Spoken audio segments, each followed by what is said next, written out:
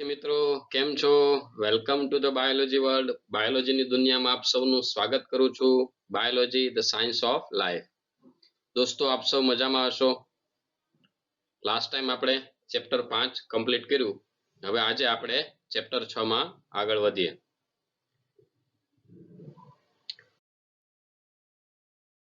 Chapter 6 સપુષ્પી વનસ્પતિની અંતસ્થ રચના છે. આપણે last chapter ની અંદર એની બાહ્યાકાર રચનાઓ, મૂળ, પ્રકાંડ, પર્ણ, પુષ્પ, ફળ, બીજ, આ બધી બાહ્યાકાર રચનાઓ આપણે કમ્પ્લીટ કરી. હવે અંતસ્થ રચના, આંતરિક રીતે અંદરથી મૂળ, પ્રકાંડ, પર્ણ કેવા દેખાય છે, વનસ્પતિની અંતસ્થ રચના જે છે એનો આપણે આજે અભ્યાસ કરીશું. એમાં મુખ્યત્વે આજનો ટોપિક આપણો રહેશે વર્ધનશીલ પેશી, અને થોડી ઘણી આપણે સ્થાયી પેશીની શરૂઆત કરીશું. તો જોઈએ મિત્રો, આગળ વધીએ.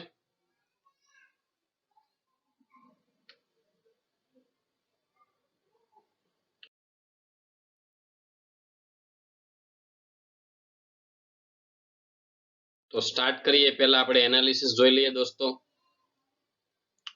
રાઈટ, ટોપિક વાઇઝ એનાલિસિસ જે છે આખા ચેપ્ટરનું છેલ્લા 10 વર્ષને આધારે, તો એ જોઈએ. તો મિત્રો તમે જુઓ કે મેનલી અહીંયા 6 ટોપિક છે, 6.1 to 6.6. એમાં 6.5 અને 6.6 આ બે ટોપિક તમે ગ્રાફમાં જુઓ તો અત્યાર સુધી એમાંથી મેક્સિમમ સવાલો પૂછાઈ ગયા છે નીટની અંદર. રાઈટ, એટલે એ ટોપિકો જે છે એ ખાસ તમારે તૈયાર રાખવાના. આ જે ટોપિકો છે મિત્રો, એમાંથી અત્યાર સુધી મેક્સિમમ સવાલો પૂછાઈ ગયા છે. પ્લસ ત્રીજા નંબરનો જે ટોપિક હોય 6 માંથી, તો એ છે 6.1 એટલે કે વર્ધનશીલ પેશી, મેરિસ્ટેમેટિક ટિશ્યુ. તો આના પરથી આપણને અંદાજ આવી જાય કે આપણે કયા ટોપિક ઉપર વધારે ધ્યાન આપવું જોઈએ. એટલે કે આજનો ટોપિક આપણો ઇમ્પોર્ટન્સ જ છે, કારણ કે વર્ધનશીલ પેશીમાંથી પણ થર્ડ મોસ્ટ ઇમ્પોર્ટન્ટ ટોપિક આપણે કહી શકીએ કે મુખ્ય 3 ટોપિક કે જેમાંથી વધારે પૂછાય છે. એનો મતલબ એવો નથી બાકીનામાંથી નથી પૂછાતું, પૂછાય તો બધામાંથી જ MCQ છે. રાઈટ, બટ આપણે તૈયારી વિશેષ ધ્યાન આપણે આપવું હોય તો એ આ 3 ટોપિકને આપણે સારી રીતે કરી શકીએ. સમજ્યા? તો આ એનું એનાલિસિસ છે લાસ્ટ 10 યરનું. ખાસ તમે નોંધી રાખજો એટલે તમને તૈયારી કરવામાં સરળતા રહે. આગળ વધીએ મિત્રો. હવે આ ચેપ્ટર ઓકે, તો આપણે શીખવાના છીએ વનસ્પતિ, સપુષ્પી વનસ્પતિની અંતસ્થ રચનાઓ. રાઈટ, તો અંતસ્થ રચના એટલે શું, એનું અભ્યાસનું શું મહત્વ છે, પહેલા તો આપણે એ જોઈએ દોસ્તો કે શા માટે આપણે મૂળ, પ્રકાંડ, પર્ણ અને અંદરથી અભ્યાસ કરવો જોઈએ. અંતસ્થ રચનાના અભ્યાસની શું જરૂર છે, રાઈટ, તેના અભ્યાસનું મહત્વ શું છે તે જોઈએ. તો કે મોટા કદના સજીવો હોય જેવા કે વનસ્પતિ અને પ્રાણીઓ, તેમાં રચનાકીય સમાનતાઓ અને ભિન્નતાઓ આ રીતે આપણે જોઈ શકીએ. એમની વચ્ચે કેટલું કોમન હોય, કેટલું જુદું હોય. એ જ રીતે એમની આંતરિક રચનામાં પણ એવું જ હોય. આંતરિક રચના એટલે કે એની જ્યારે છેદ લઈને અંદરથી જ્યારે જોવામાં આવે ત્યારની વાત. તો આંતરિક રચનામાં પણ એવું જ હોય કે કેટલીક વસ્તુ સરખી હોય ને કેટલીક વસ્તુ જુદી પડતી હોય. તો અંતસ્થ રચના એટલે શું, તો કે સિમ્પલ આપણે અત્યારે વનસ્પતિની વાત કરીએ તો વનસ્પતિઓની આંતરિક રચનાનો અભ્યાસ એને અંતસ્થ શાસ્ત્ર, એનેટોમી કહેવામાં આવે. રાઈટ, અંતસ્થ શાસ્ત્ર એટલે એનેટોમી, કે વનસ્પતિની આંતરિક રચનાનો અભ્યાસ. કોઈ પણ રાઈટ, કોઈ પણ સજીવની જ્યારે આંતરિક રચનાનો અભ્યાસ આવે મિત્રો, ત્યારે એને એનેટોમી કહેવાય. સમજ્યા? જ્યારે એની ઇન્ટરનલ સ્ટ્રક્ચરનો અભ્યાસ આવે, અત્યારે આપણે વનસ્પતિની વાત કરીએ એટલે વનસ્પતિની અંતસ્થ રચના જે છે એના અભ્યાસને શું કહેવામાં આવે, એનેટોમી. હવે વનસ્પતિની વાત કરીએ કે કોઈ પણ સજીવની પાયાનો એકમ કોષ છે. કોષો ભેગા મળી પેશી બનાવશે, પેશી ભેગી મળી અંગ બનાવશે. રાઈટ, તો આ બધા અંગોની આપણે આંતરિક રચના જે છે એ જોઈએ. મૂળની રચના પ્રકાંડથી અલગ હોય, પ્રકાંડની રચના પર્ણથી અલગ હોય. રાઈટ, બધાની રચના એકબીજાથી અલગ અલગ હોય. બધા અંગ અંદરથી સરખા નથી, બહારથી પણ સરખા નથી. મોસ્ટલી આપણે આવૃતબીજધારી વનસ્પતિની વાત કરીશું મિત્રો. તો આવૃતબીજધારી વનસ્પતિમાં દ્વિદળી અને એકદળી વનસ્પતિઓની આંતરિક રચનામાં ખાસ ભિન્નતા જોવા મળે છે. આવૃતબીજધારી જે છે, તો આવૃતબીજધારીની અંદર 2 વર્ગ પડે છે, દ્વિદળી અને એકદળી. તો એની અહીંયા ખાસ આપણે આ ચેપ્ટરની અંદર દ્વિદળી અને એકદળી વચ્ચે જે ડિફરન્સ જોવા મળે છે એને ખાસ આપણે અહીંયા ધ્યાનમાં લેવાનો છે.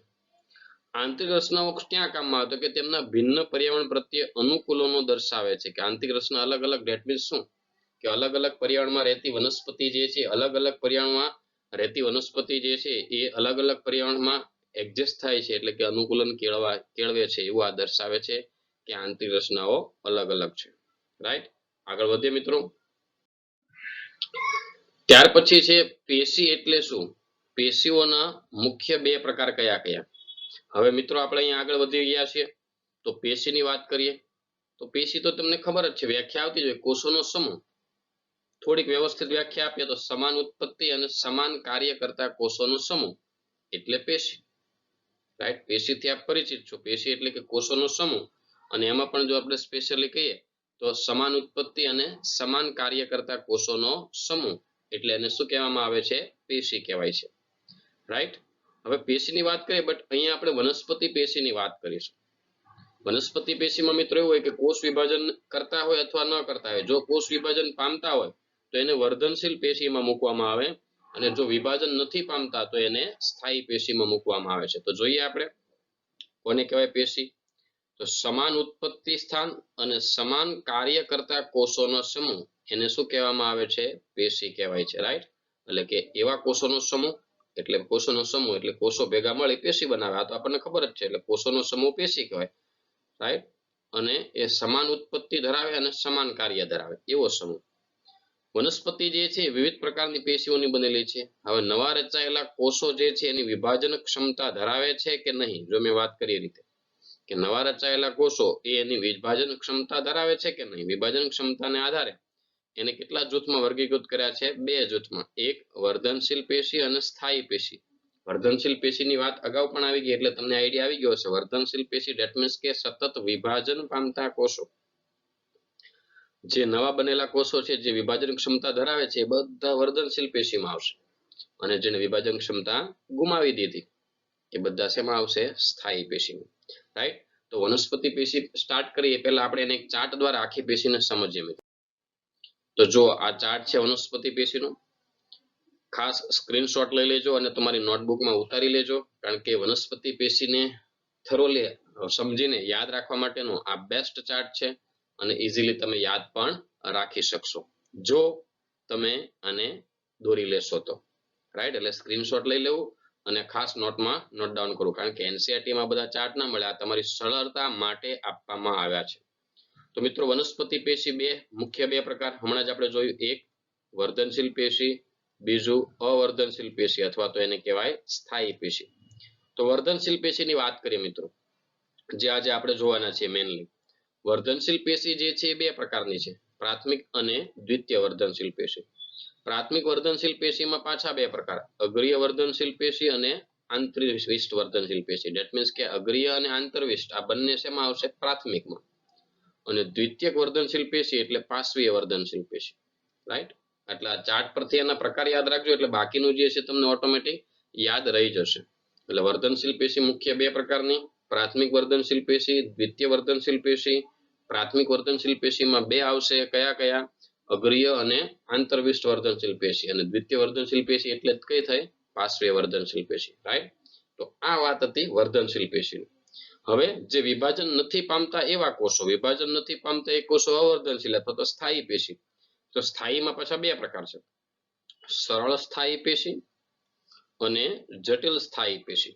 રાઈટ, સરળ એટલે સિમ્પલ, એક જ પ્રકારના કોષો હોય, સિમ્પલ એક જ પ્રકારના કોષોના બનેલી પેશી એટલે સરળ સ્થાયી પેશી. એમાં ત્રણ છે, મૃદુતક, સ્થૂલકોણક અને દ્રઢોતક. કેટલા પ્રકાર છે? સરળ સ્થાયી પેશીના ત્રણ, મૃદુતક, સ્થૂલકોણક અને દ્રઢોતક. રાઈટ, અને એમાં મૃદુતકની અંદર હરિતકણોતક છે, વાયુતક છે. હરિતકણોતકમાં પાછા લંબોતક, શિથિલોતક, જે આપણે આગળ પર્ણની પેશીની જ્યારે વાત કરીશું પર્ણમાં ત્યારે એની વધારે ડિટેલ આવશે. રાઈટ, પછી દ્રઢોતકની અંદર વાત કરીએ તો તંતુઓ અને અસ્થિકોષો આ પણ દ્રઢોતકની અંદર આવશે. એની અંદર કયા કયા સ્થૂલનો છે એ અહીંયા અત્યારે આપી દીધા છે એટલે આઈડિયામાં તમને સરળતા રહે. મૃદુતકમાં કોઈ સ્થૂલન નથી, અહીંયા પેક્ટિન સેલ્યુલોઝનું સ્થૂલન આવશે સ્થૂલકોણકમાં, અને દ્રઢોતકમાં શેનું આવશે? લિગ્નિન. પછી વાત કરીએ જટિલ સ્થાયી પેશી. જટિલ સ્થાયી પેશી એટલે કે એક કરતા વધારે પ્રકારના કોષોની બનેલી હોય. એમાં બે સિમ્પલ વાહક પેશી છે, જલવાહક પેશી અને અન્નવાહક પેશી.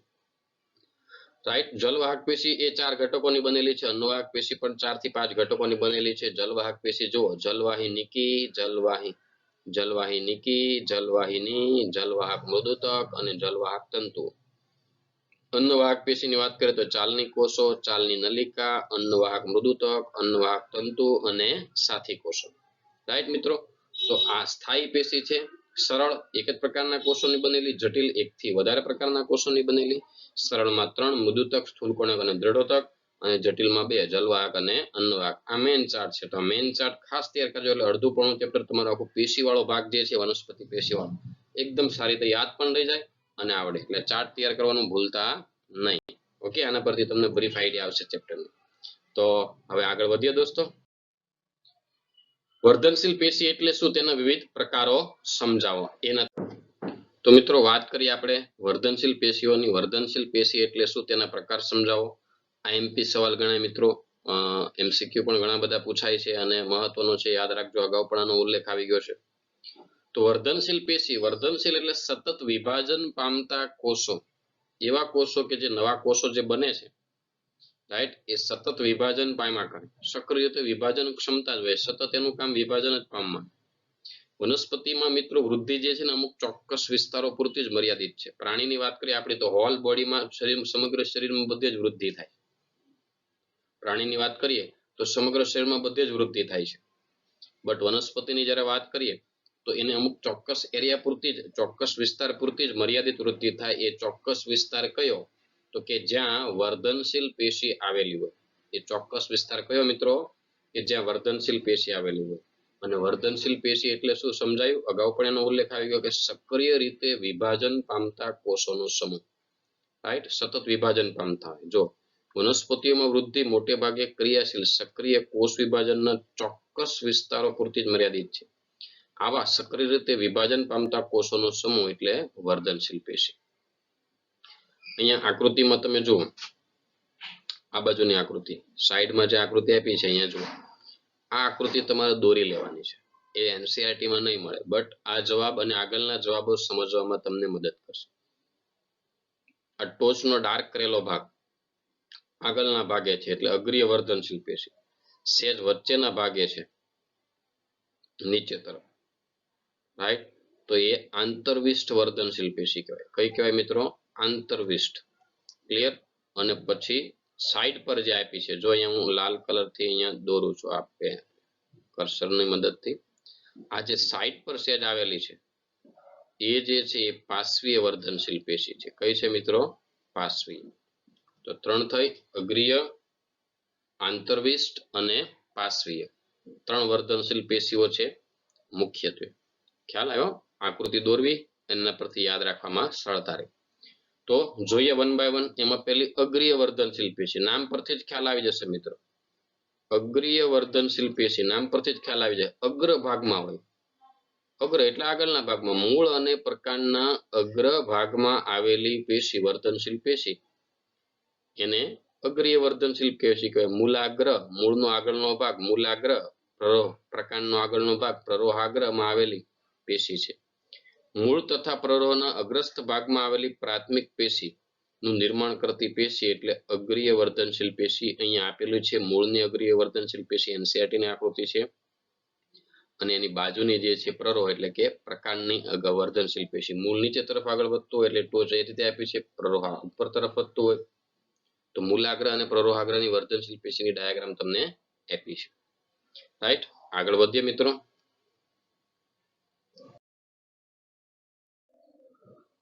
મૂળની અગ્રીય વર્ધનશીલ પેશી જોઈએ તો મૂળની અગ્રીય વર્ધનશીલ પેશી જે છે મૂળની ટોચના ભાગે આવેલી છે. જેમ અને પ્રરોહની અગ્રીય વર્ધનશીલ પેશી પ્રરોહ એટલે કે પ્રકાંડના ટોચના ભાગ. અગ્રીય વર્ધનશીલ પેશીનું કામ શું, લંબાઈ વધારવાનું. ક્લિયર મિત્રો, રાઈટ. આ જમીન છે તો અહીંયા પ્રકાંડની જે છે એ અગ્રીય વર્ધનશીલ પેશી એ પ્રકાંડની ટોચે આવેલી, ધેટ મીન્સ કે એ પ્રરોહાગ્રમાં આવેલી, એની લંબાઈ વધારે. મૂળમાં જે આવી હશે એ મૂળની લંબાઈ વધારશે. રાઈટ, આ રીતે મૂળની લંબાઈ વધારે. તો મૂળના આગળના ભાગે આવેલી મૂળની લંબાઈ વધારે, પ્રકાંડના આગળના ભાગે આવેલી એ એની લંબાઈમાં વધારો કરે છે. પર્ણના નિર્માણમાં કામ કરે. પ્રકાંડની અગ્રીય વર્ધનશીલ પેશી જે છે પર્ણના નિર્માણ અને પ્રકાંડના વિસ્તરણ દરમિયાન પ્રરોહની અગ્રીય વર્ધનશીલ પેશીના કેટલાક કોષો નીચે તરફ ગોઠવાય અને કક્ષકલિકા બનાવે. અને કક્ષકલિકાઓ પર્ણની કક્ષમાં આવેલી હોય જ્યાં શાખાઓ અથવા પુષ્પો ઉદ્ભવ થાય. રાઈટ, એટલે આપણે જોઈએ કે વનસ્પતિ જેમ જેમ મોટી થતી જાય એમાંથી શાખાઓ નીકળતી જાય, પર્ણો નીકળતા જાય, પુષ્પો નીકળતા જાય. આવું જોયું ને, તો એવું શું થાય, એવું તો શું થાય, તો અહીંયા જો આકૃતિમાં અગ્રીય વર્ધનશીલ પેશી જે છે એ લંબાઈ વધારતી જાય. રાઈટ, લંબાઈ વધારે એટલે થોડાક કોષો જે છે એ નીચે તરફ ઉમેરતી જાય. જો અહીંયા ઉમેરાયા આ ભાગમાં, અને એ ભાગમાંથી શાખા નીકળે. જો અગ્રીય વર્ધનશીલ પેશી જેમ જેમ આગળ વધતી જાય આ બધી જે છે આ એ બ્રાન્ચીસ નીકળે છે, શાખા નીકળે છે, એમાંથી પુષ્પ નીકળે. એટલે અગ્રીય વર્ધનશીલ પેશીના થોડાક કોષો નીચે તરફ ઉમેરાય જાય. નીચે તરફ ઉમેરાય એ શું બની જાય? કક્ષકલિકા. કક્ષકલિકામાંથી શું વિકસે છે? શાખાઓ. સમજ્યા? તો અગ્રીય વર્ધનશીલ પેશી ક્યાં હોય? તો કે પ્રકાંડની અગ્રીય વર્ધનશીલ પેશી પ્રકાંડની ટોચે, મૂળની અગ્રીય વર્ધનશીલ પેશી મૂળની ટોચે આવેલી, રાઈટ. અને એ અગ્રીય વર્ધનશીલ પેશી જે છે એના કેટલાક કોષો નીચે તરફ ગોઠવાય છે. આકૃતિમાં આપી છે શાખાઓ. એ નીચે તરફ ગોઠવાય એ શું બનાવે? કક્ષકલિકા બનાવે. અને કક્ષકલિકામાંથી શાખાઓ નીકળે અથવા પુષ્પો નીકળે છે. ક્લિયર? આગળ વધીએ. ત્યાર પછી છે આંતરવિષ્ટ વર્ધનશીલ પેશી. આ એરિયા વચ્ચેની જે છે આડા લીટા આપેલા છે, રાઈટ. આ વચ્ચેની જે છે આ બધી આંતરવિષ્ટ વર્ધનશીલ પેશી છે. અહીંયા નામ આપેલું જ છે. પરિપક્વ પેશીઓની વચ્ચે આવેલી છે. ધેટ મીન્સ કે સ્થાયી પેશીની વચ્ચે આવેલી વર્ધનશીલ પેશી એટલે આંતરવિષ્ટ વર્ધનશીલ પેશી. આજુબાજુ સ્થાયી પેશી છે ને વચ્ચે આવેલી છે. આંતર એટલે અંદર, વચ્ચે, રાઈટ. એટલે આંતરવિષ્ટ વર્ધનશીલ પેશી એ સ્થાયી પેશી પરિપક્વ પેશીની વચ્ચે આવેલી છે. એટલે ઘાસમાં અને તૃણાહારી પ્રાણી દ્વારા જે ખવાઈને દૂર થયેલો ભાગ હોય એની જગ્યાએ પુનઃનિર્માણ પામતા ભાગમાં એ રહેલી હોય. એટલે કે ચરતા પ્રાણીઓ જ્યારે ઘાસ ખાય છે, એના પાંદડાઓ ખાય છે કે બીજી કોઈ વનસ્પતિ ખાય છે, ત્યારે એ વચ્ચે જે ભાગ રે ખુલ્લો થઈ જાય છે. તો કે આખું ઘાસ કઈ મૂળ સાથે ખેંચીને તો ખાય નહીં. થોડોક ભાગ જે છે મૂળ વાળો રહી જાય, મૂળ સાથેનો જે ભાગ રહી ગયો હોય એમાં આંતરવિષ્ટ પેશી એટલે કે તૃણાહારી પ્રાણી દ્વારા ખવાયેલા ભાગ, ખવાયેલો ભાગ હોય એટલે થોડોક ભાગ દૂર થઈ ગયો, થોડોક બચે હોય, રાઈટ, ઘાસમાં. તો એ ભાગમાં જે છે એ ભાગ પાછો ઘાસનો જે ખવાયેલો ભાગ હતો એ પાછો પુનઃનિર્માણ પામીને ફરીથી આખું ઘાસ બનશે. તો એ પુનઃનિર્માણ પામતા ભાગમાં આપણે આ આંતરવિષ્ટ વર્ધનશીલ પેશી જોઈ શકીએ છીએ. હવે આગળનો ચાર્ટ યાદ કરીએ તો અગ્રીય અને આંતરવિષ્ટ વર્ધનશીલ પેશી બંનેને શેમાં મૂકી છે? પ્રાથમિક વર્ધનશીલ પેશીમાં મૂકી છે. તો કેમ એને પ્રાથમિક વર્ધનશીલ પેશી કહેવાય? એનું રીઝન છે તો કે અગ્રીય અને આંતરવિષ્ટ વર્ધનશીલ પેશી બંને વર્ધનશીલ પેશી એ વનસ્પતિના જીવનની શરૂઆતથી જ એ વિકસેલી હોય છે, રાઈટ. જ્યારે દ્વિતીય વર્ધનશીલ પેશી વનસ્પતિ એકદમ પુખ્ત થઈ જાય પછી વિકસે. જ્યારે આ તો વનસ્પતિના જીવનની જ્યારે શરૂઆત થતું હોય, બીજમાંથી અંકુરણ થતું હોય, ત્યારથી જ એની અંદર આ બે પેશી આવેલી હોય. કઈ? એક અગ્રીય વર્ધનશીલ પેશી અને બીજી આંતરવિષ્ટ વર્ધનશીલ પેશી. બંને વનસ્પતિના જીવનની શરૂઆતથી જ આવેલી છે, એટલા માટે એને પ્રાથમિક વર્ધનશીલ પેશી કહેવાય, રાઈટ. તો અહીંયા રીઝન આપ્યું છે, ખાસ ધ્યાન આપજો. અગ્રીય વર્ધનશીલ પેશી અને આંતરવિષ્ટ વર્ધનશીલ પેશી વનસ્પતિ જીવનની શરૂઆતમાં જ આવેલી છે અને વનસ્પતિ દેહના નિર્માણમાં ભાગ લે છે, તેથી તેમને શું કહેવામાં આવે? પ્રાથમિક વર્ધનશીલ પેશી. ઓકે, તો આ રીઝન ખાસ યાદ રાખજો કે શા માટે અગ્રીય અને આંતરવિષ્ટ વર્ધનશીલ પેશીને પ્રાથમિક વર્ધનશીલ પેશી કહેવાય. રીઝન સમજાણું? કારણ કે વનસ્પતિના જીવનની શરૂઆતથી આવેલી છે. ઓકે, તો આ પ્રાથમિક વર્ધનશીલ પેશીની વાત હતી. આગળ વધીએ મિત્રો. પાર્શ્વીય વર્ધનશીલ પેશી અથવા તો એને આપણે કહીએ દ્વિતીય વર્ધનશીલ પેશી પણ કહીએ છીએ. સમજ્યા? પાર્શ્વીય વર્ધનશીલ પેશી અથવા તો શું કહેવાય? દ્વિતીય વર્ધનશીલ પેશી. ઘણી વનસ્પતિઓના મૂળ અને પ્રકાંડના પરિપક્વ ભાગોમાં આવેલી જે ચોક્કસ રીતે કાષ્ઠીય અક્ષ ઉત્પન્ન કરે છે અને પ્રાથમિક વર્ધનશીલ પેશીના નિર્માણ પછી જે દેખાય એને દ્વિતીય વર્ધનશીલ પેશી અથવા તો પાર્શ્વીય વર્ધનશીલ પેશી કહેવાય. ધેટ મીન્સ કે એ પરિપક્વ ભાગોમાં જોવા મળે. એટલે પ્રાથમિક હોય એકદમ પ્રાથમિક રચનામાં જોવા મળે. એટલે કહેવાનો મતલબ સિમ્પલ છે કે પ્રાથમિક વર્ધનશીલ પેશીના નિર્માણ પછી પહેલા બને એ પ્રાથમિક અને પછી જે નિર્માણ પામે છે એને દ્વિતીય વર્ધનશીલ કહેવાય. એ પરિપક્વ વનસ્પતિ હોય એટલે કે પ્રકાંડ એકદમ લાકડા જેવું કાષ્ઠીય થઈ ગયું હોય, શાખાઓ કાષ્ઠીય બની ગઈ હોય, એટલે મૂળ અને પ્રકાંડ મૂળ પણ એકદમ જાડા એવા થઈ ગયા હોય. એટલે સિમ્પલ કહેવાનો મતલબ એમ છે કે વનસ્પતિના મૂળ પ્રકારના પરિપક્વ ભાગોમાં આવેલી છે કાષ્ઠીય અક્ષ ઉત્પન્ન કરે છે. કાષ્ઠીય અક્ષ એટલે કે વનસ્પતિના પ્રકાંડને થડ બનાવે છે. નાનું એવું કુમળું પ્રકાંડ એને થડમાં કન્વર્ટ કરે છે. મૂળ એકદમ નાનું કુમળું હોય ને એકદમ જાડું મૂળ બનાવે છે. સમજાયું? અને આ રીતે પ્રાથમિક વર્ધનશીલ પછી જે પહેલા બન્યું એ પ્રાથમિક અને પછી જે નિર્માણ પામે એને દ્વિતીય વર્ધનશીલ પેશી અથવા પાર્શ્વીય વર્ધનશીલ પેશી કહેવાય. આ એક પ્રકારની નળાકાર વર્ધનશીલ પેશી. ધેટ મીન્સ કે નળાકાર એટલે કે આખા થડમાં ચારે બાજુ આવેલી આ રીતે, રાઈટ. અહીંયા આપણે જો આ રીતે આવેલું હોય પાસવી, આ રીતે આમ ગોળાકાર આખું હોય, પણ આકૃતિમાં આખો ગોળ બતાવી શક્ય નથી, એટલે આ રીતે સમજવાનું તમારે. સમજ્યા? જો આ રીતે, રાઈટ. એટલે આપણે કિનારી પર જ એને લઈ શકીએ, ચારે કિનારી હોય એટલે પાર્શ્વ બાજુ આવેલું હોય, એટલે એને કારણે શું થાય, જાડાઈ વધે. એ જે છે કોષો, એ સાઈડ પર કોષો ઉમેર્યા કરે, અંદરની બાજુ થોડાક ઉમેરે, થોડાક બહારની બાજુ, એટલે સતત અંદર અને બહાર કોષો ઉમેર્યા કરે, એટલે પ્રકાંડ અથવા મૂળની જાડાઈ જે છે વધે છે. જો અગ્રીય વર્ધનશીલ પેશીનું કામ છે લંબાઈ વધારવાનું, પ્રરોહાગ્રની અર્ધ વર્ધનશીલ પેશી એની પ્રકાંડની લંબાઈ વધારે, મૂલાગ્ર જે છે એ મૂળની લંબાઈ વધારે, અને જે પાર્શ્વીય જે છે એ લંબાઈ વધે સાથે સાથે તો એની જાડાઈ પણ વધે જ છે પ્રકાંડની, તો એનું કામ છે જાડાઈ વધારવાનું. ક્લિયર? એટલે નળાકાર વર્ધનશીલ પેશી છે આમ ચારેય બાજુ આવેલી છે અને જાડાઈ વધારે છે. એમાં મુખ્યત્વે એધા છે, રાઈટ. દ્વિતીય વર્ધનશીલ પેશી એટલે શું કીધું છે? એધા. એમાં પુલ્યવાહી એધા, આંતરપુલ્ય એધા, ત્વક્ષેધા, રાઈટ. એ દ્વિતીય પેશીના નિર્માણમાં ભાગ ભજવે. હવે તમને પ્રશ્ન થતો છે એધા એટલે શું, તો એ પાછળ આવશે, રાઈટ. એ પ્રકારની વર્ધનશીલ પેશી છે પણ દ્વિતીય વર્ધનશીલ છે પેશી. આ પુલ્ય એધા, આંતરપુલ્ય એધા, વાહી એધા, ત્વક્ષેધા, આ બધું શું છે એ ચેપ્ટરના એન્ડમાં છે, જે ઇમ્પોર્ટન્ટ ટોપિક છે છેલ્લો, રાઈટ, ત્યારે આવશે. અને ઉતાવળ હોય તો તમે એ પેજ ફેરવી અને જોઈ શકો ચોપડીની અંદર. તો વાહી એધા, આંતરપુલ્ય એધા, ઇન શોર્ટ આ એધા છે. એધા શબ્દ પકડી રાખો. એધા એક પ્રકારની વર્ધનશીલ પેશી, બટ દ્વિતીય વર્ધનશીલ પેશી, એટલે જે પહેલા બની ગયો એમાં નવી પેશીનો ઉમેરો કરે, રાઈટ મિત્રો. તો આ થઈ પાર્શ્વીય વર્ધનશીલ પેશી અથવા દ્વિતીય વર્ધનશીલ પેશી, જે પ્રાથમિક પેશીના નિર્માણ પછી નિર્માણ પામે. આનું મેઇન કામ યાદ રાખજો, જાડાઈ વધારવા. વનસ્પતિનું પ્રકાંડ મોટું થાય છે તો પાતળી દોરી જેવું લાંબુ નથી થતું, સાથે સાથે એની થડની જાડાઈ પણ શું થાય છે? વધતી જાય છે. સમજ્યા દોસ્તો? તો આ હતી વર્ધનશીલ પેશી. તો મિત્રો આ હતી વર્ધનશીલ પેશી, ખાસ તૈયાર કરી રાખજો, આઈએમપી સવાલ છે. આગળ વધીએ હવે સ્થાયી પેશીમાં. તો વર્ધનશીલ પેશી પછી સ્થાયી પેશી. સ્થાયી પેશી એટલે એવા કોષો કે જે પ્રાથમિક અને દ્વિતીય વર્ધનશીલ પેશી ના વિભાજનથી બન્યા હોય. કેમ કે પ્રાથમિક અને દ્વિતીય વર્ધનશીલ પેશી એટલે વિભાજન પામે, અને એના વિભાજનથી જે નવા કોષ બન્યા હોય એ કોષો વિભાજન ક્ષમતા ગુમાવી બેસે, વિશિષ્ટીકરણ પામી, મતલબ તેઓ હવે વિભાજન પામતા નથી. એવા કોષોના સમૂહથી જે બને એને સ્થાયી પેશી કહેવાય. સમજ્યા? સ્થાયી પેશી એટલે કે જે પ્રાથમિક અને દ્વિતીય વર્ધનશીલ પેશી છે, જે વિભાજન પામી નવા કોષો ઉત્પન્ન કરે, એ નવા કોષો વિશિષ્ટીકરણ પામે એટલે કે વિભેદન પામે, એમને ચોક્કસ કાર્ય મળી જાય, પછી એને કાર્ય મળી ગયું એટલે સ્ટેબલ થઈ ગયા, સ્થાયી, હવે વિભાજન પામતા નથી. ડેટ મીન્સ એને વિભાજન ક્ષમતા ગુમાવી. એવા કોષોનો સમૂહ એટલે સ્થાયી પેશી. જોઈએ આપણે કે પ્રાથમિક અને દ્વિતીય વર્ધનશીલ પેશીના કોષ વિભાજન થવાથી ઉત્પન્ન થતા નવા કોષો રચના અને કાર્યની દ્રષ્ટિએ વિશિષ્ટીકરણ પામે છે અને વિભાજન ક્ષમતા શું કરી દે છે? ગુમાવી દે છે. અને કોષો ભેગા મળી જે પેશી બનાવે એને શું કહેવામાં આવે? સ્થાયી પેશી. એટલે કે વર્ધનશીલ પેશીથી જે કોષો બન્યા એને વિભાજન ક્ષમતા ગુમાવી દીધી એટલે સ્ટેબલ થઈ ગયા, સ્થાયી થઈ ગયા, કેમ કે એને કાર્ય મળી ગયું, રાઈટ. બે પ્રકારની સ્થાયી પેશી છે, સરળ સ્થાયી પેશી અને જટિલ સ્થાયી પેશી. એમાં આપણે સરળ સ્થાયી પેશીની વાત કરીએ, સિમ્પલ ટીસ્યુ.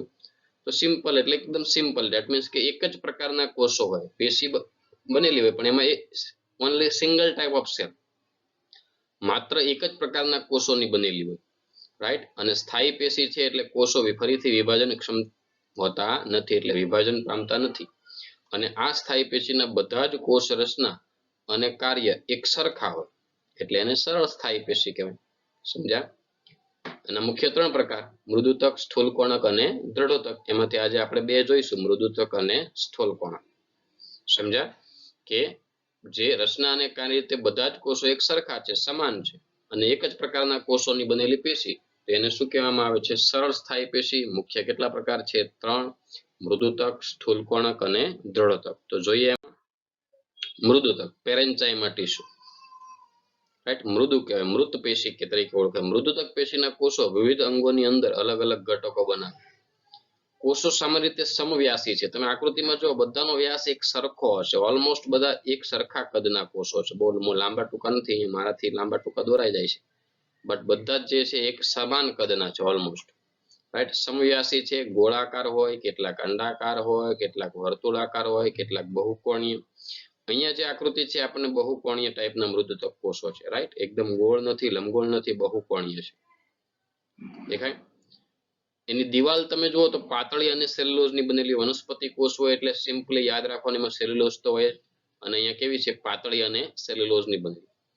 કોષો જીવંત ગાઢ રીતે સંકળાયેલા આંતરકોષીય અવકાશ ધરાવે છે. એકદમ થોડો થોડો જગ્યા છે, જો અહીંયા આકૃતિમાં આપ્યું છે આંતરકોષીય અવકાશ, રાઈટ? ગાઢ રીતે જોડાયેલા, એકબીજાને અડકીને છે, જીવંત છે, અને જે છે એ આંતરકોષીય અવકાશ ધરાવે છે, જીવંત છે. ઓકે, નામ મૃદુતક છે બટ જીવંત કોષો છે, યાદ રાખો. મૃદુતક પેશી એ પ્રકાશ સંશ્લેષણ, સંગ્રહ અને સ્ત્રાવ જેવા કાર્યો કરે છે. આના મુખ્ય કાર્ય એટલે આ પેશીના કોષો પ્રકાશ સંશ્લેષણ પણ કરે, સંગ્રહ એટલે કે ખોરાકનો સંગ્રહ પણ કરે, અને જરૂરી દ્રવ્યોનો શું કરે છે? સ્ત્રાવ. સમજ્યા? મૃદુતક પેશી એ પ્રકાશ સંશ્લેષણ કરશે એટલે કે ખોરાક બનાવશે, જે ખોરાક બનાવે એનો સંગ્રહ કરે, અને જરૂરી દ્રવ્યોનો સ્ત્રાવ પણ કરે છે, રાઈટ? તો ફરીથી જોઈએ મૃદુતક પેશીના કોષો તો સામાન્ય રીતે કેવા હોય છે? સમવ્યાસી, આઇસોડાયમેટ્રિક એટલે કે બધા સરખા વ્યાસ વાળા હોય. આકાર જુઓ તો ગોળાકાર છે, અંડાકાર છે, વર્તુળાકાર છે, બહુકોણીય છે. એની કોષ દિવાલ પાતળી અને શેની બનેલી હોય મિત્રો? સેલ્યુલોઝની બનેલી હોય, યાદ રાખજો. કોષો જીવંત છે, આ ખાસ યાદ રાખજો. પહેલી જે મેં કીધું એ જરાક બાય મિસ્ટેક થઈ ગયું હતું, એટલે યાદ રાખજો. કોષો જીવંત છે, ગાઢ રીતે સંકળાયેલા છે, અને એમની વચ્ચે જરાક જગ્યા રહી ગઈ છે, એટલે કોષો વચ્ચે રહેલી જગ્યા એને કહેવાય આંતરકોષીય અવકાશ. એ આંતરકોષીય અવકાશ જોવા મળે છે. કાર્ય ખાસ યાદ રાખજો: પ્રકાશ સંશ્લેષણ, સંગ્રહ અને સ્ત્રાવ. તો વેરી સિમ્પલ. મૃદુતક પેશી સરળ સ્થાયી પેશી, જેમાં એક જ પ્રકારના કોષો છે, મૃદુતક, બીજા કોઈ નહીં, એટલે એને સરળ સ્થાયી કીધી. આગળ વધીએ મિત્રો. સ્થૂલ કોણક જીવંત યાંત્રિક પેશી તરીકે પણ ઓળખાય. બીજું નામ નોંધી રાખજો, રાઈટ? સ્થૂલ કોણક, સ્થૂલ કોણક, કોણક એટલે ખૂણા, ખૂણાના ભાગે સ્થૂલન જોવા મળે. સ્થૂલન એટલે કે પદાર્થ જમા થયેલો. જો સ્થૂલ કોણક નામ કેવી રીતે પડ્યું તો કે ખૂણાના ભાગે, જ્યાં ખૂણો પડે છે, કોષ ભેગા થઈને જ્યાં ખૂણો પડે છે, એ ખૂણાના ભાગે જે છે એ પદાર્થ જમા થાય છે. ખૂણાના ભાગે જે પદાર્થો જમા થાય એને સ્થૂલ કોણક કહેવાય. કોણક એટલે ખૂણો. કયા કયા પદાર્થ જમા થાય એ જોઈએ તો સ્થૂલ કોણક પેશી.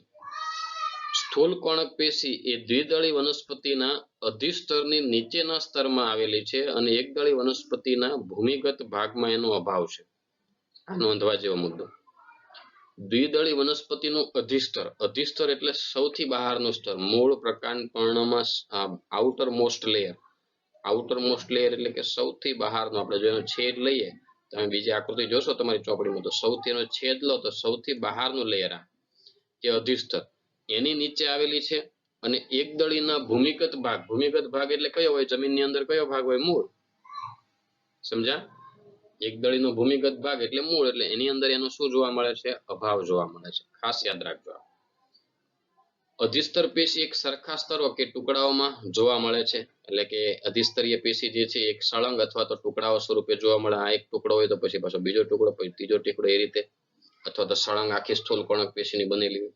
એ આગળ આવશે એટલે તમને સમજાશે. ખાસ મહત્વનો મુદ્દો, એના ખૂણાઓમાં ખૂબ જ સ્થૂલન ધરાવતા કોષોથી બનેલી. ખૂણાના ભાગમાં સ્થૂલન છે. જો અહીંયા લાલ કલરમાં તમને આપ્યું છે, જ્યાં જ્યાં ખૂણો પડે છે. કયા પદાર્થનું સ્થૂલન હોય આ પણ વારંવાર પૂછાઈ ગયું છે. બંને મુદ્દા ખાસ યાદ રાખજો. સ્થૂલ કોણક એટલે ખૂણાના ભાગે સ્થૂલન હોય. મિત્રો સ્થૂલન એટલે સમજી લેજો, સ્થૂલન એટલે કે કોઈ પદાર્થ જમા થવો, રાઈટ? સ્થૂલન એમાં મુખ્યત્વે કઈ પદાર્થ છે? સેલ્યુલોઝ, હેમિસેલ્યુલોઝ અને પેક્ટિનની જમાવટને કારણે હોય છે. ક્લિયર? તો સ્થૂલ કોણક પેશી ખૂણાના ભાગે સ્થૂલન થયેલું જોવા મળે છે. કયા પદાર્થનું? સેલ્યુલોઝ, હેમિસેલ્યુલોઝ અને પેક્ટિનનું. એટલા માટે એને સ્થૂલ કોણક કહેવાય. એના કોષો જુઓ તો અંડાકાર છે, વર્તુળાકાર છે, બહુકોણીય છે, અને ઘણીવાર શું ધરાવે છે? હરિતકણ પણ ધરાવે છે. ઓકે મિત્રો, તો સ્થૂલ કોણક વનસ્પતિ દ્વિદળી વનસ્પતિના અધિસ્તરની નીચે અને એકદળી વનસ્પતિના ભૂમિગત ભાગ એટલે કે મૂળની અંદર એનો અભાવ હોય. એ સળંગ હોય અથવા તો ટુકડા ટુકડા, થોડાક એરિયામાં સ્થૂલ કોણક હોય, પછી થોડીક હોય, પછી થોડાકમાં હોય, એ રીતે ટુકડે ટુકડે આવેલી છે. ખૂણાના ભાગમાં સ્થૂલન જોવા મળે છે, એટલે એને સ્થૂલ કોણક કહેવાય. કયા પદાર્થો છે? સેલ્યુલોઝ, હેમિસેલ્યુલોઝ અને પેક્ટિન. કોષો અંડાકાર, ગોળાકાર, વર્તુળાકાર, બહુકોણીય છે, અને ક્યારેક હરિતકણ પણ ધરાવે છે. આગળ વધીએ આપણે સ્થૂલ કોણક. કોષો વચ્ચે આંતરકોષીય અવકાશનો અભાવ છે. જો આકૃતિમાં તમે જો ક્યાંય ગેપ નથી, કોષો એકદમ એકબીજાને સજ્જડ રીતે જોડાયેલા છે. કોષો વચ્ચે કોઈ જગ્યા ન હોય, ધેટ મીન્સ કે આંતરકોષીય અવકાશનો શું જોવા મળે મિત્રો? અભાવ જોવા મળે. બીજી એક ખાસ મહત્વની નોંધ કે એ જ્યાં પણ હોય જીવંત હોવાથી એના કોષો જે તે અંગમાં હોય ત્યાં વૃદ્ધિ અટકતી નથી. ક્લિયર? કોષો જીવંત હોવાથી જે તે અંગમાં જે છે આવેલા હોય ત્યાં એની વૃદ્ધિ અટકતી નથી. આ ખાસ મહત્વની બાબત છે મિત્રો. અને જીવંત યાંત્રિક પેશી પણ કહેવાય ને, જે અંગમાં હોય, મૂળ, પ્રકાંડ, પર્ણ, જે ભાગમાં હોય ત્યાં એનો ગ્રોથ નહીં અટકે, કારણ કે એ એક જીવંત પેશી છે. હરિતકણ ધરાવતા હોય ત્યારે ખોરાકનો સંચય પણ કરે કે હરિતકણ દ્વારા પ્રકાશ સંશ્લેષણ થાય અને પ્રકાશ સંશ્લેષણથી ખોરાક બને. કુમળા, તરુણ પ્રકાંડ અને પર્ણના પર્ણદંડ માં વિકાસ પામતા ભાગોને યાંત્રિક આધાર પૂરો પાડે છે. જો યાંત્રિક આધાર પૂરો પાડે એટલે તો આપણે એને જીવંત યાંત્રિક પેશી કીધી. જીવંત છે ને યાંત્રિક. પર્ણ જે દાંડીથી જોડાયેલો હોય, પવન આવે તો પર્ણ આમ ઉડતું હોય, રાઈટ? આ રીતે આમ ઉડ્યા કરે, તૂટીને ખરી નથી પડતું, કારણ કે પર્ણદંડ છે. પર્ણદંડ એકદમ નાજુક દંડ છે, રાઈટ? એને યાંત્રિક મજબૂતાઈ આપે, સ્થિતિસ્થાપકતા આપે. એટલે પવનમાં જે છે લહેરાયા કરે આ રીતે. સમજ્યા તમે? પવનમાં આ રીતે જે છે લહેરાયા કરશે પણ પડશે નહીં. કુમળું પ્રકાંડ હોય, પર્ણદંડ હોય, એને યાંત્રિક સપોર્ટ આપવાનું કામ કરે. અને જીવંત પેશી છે એટલે વૃદ્ધિ અટકતી નથી, એટલે એને જીવંત યાંત્રિક પેશી કહે છે.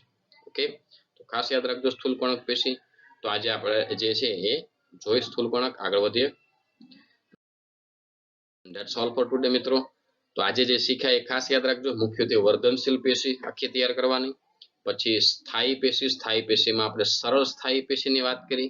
સરળ સ્થાયી પેશીમાં આપણે બે જોઈ, મૃદુતક અને સ્થૂલકોણક, રાઈટ? તો આટલું વસ્તુ ખાસ તૈયાર કરી રાખજો.